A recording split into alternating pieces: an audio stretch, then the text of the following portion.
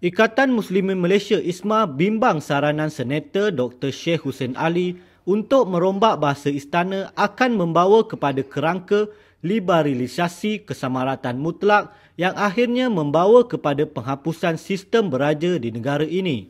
Menurut Presidennya Abdullah Zahid Abdul Rahman, jika rombakan itu bertujuan memurnikan bahasa istana, beliau tidak ada halangan. Jadi dalam konteks peradaban itu dan sesuai dengan ajaran Islam, bagi saya tak ada masalah untuk kita menggunakan istilah dia dan memberikan dia istilah-istilah yang sesuai dengan kedudukan dia masing-masing. Itu bagi saya tak ada. Tapi dalam konteks pemurnian itu kita boleh buat. Tapi untuk bawa benda ni dalam kerangka liberalisme, kesamarataan mutlak, akhirnya menghapuskan sistem raja dan sebagainya, itu implikasi yang berbeza.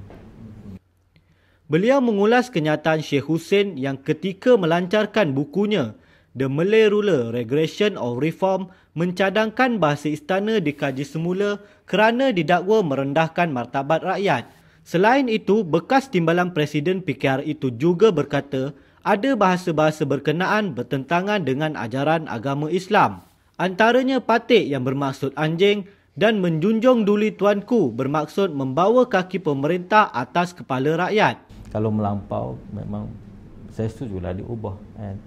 Maknanya diubah supaya tidak dilihat begitu melampau. Tapi untuk sampai akhirnya nanti menidakkan institusi raja, maksud saya itu suatu yang mungkin tidak sesuai lah. Menurut Abdullah Zahid, sejarah Melayu juga pernah membuat semakan supaya bahasa yang mereka gunakan itu tidak bercanggah dengan Islam. Tapi dalam konteks kita nak memurnikan istilah-istilah sesuai dengan Islam, benda tu berlaku dalam sejarah Melayu sendiri.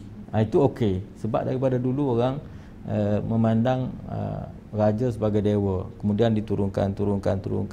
Akhirnya menjadi khalifah Allah di muka bumi. Zilullah alal ard. Jadi diselarikan dengan mafhum pengajaran Islam.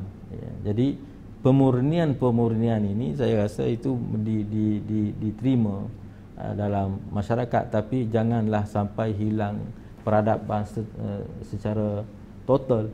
Mana di atas dakwaan kita nak kesamarataan dan sebagainya, lalu kita tidak pandang, tidak meletakkan orang pada statusnya. Allah Ta'ala menjadikan manusia ni bukan satu status. Kita tak boleh kata itu pun dongengan untuk sama rata sepenuhnya, ni semua cerita dongeng.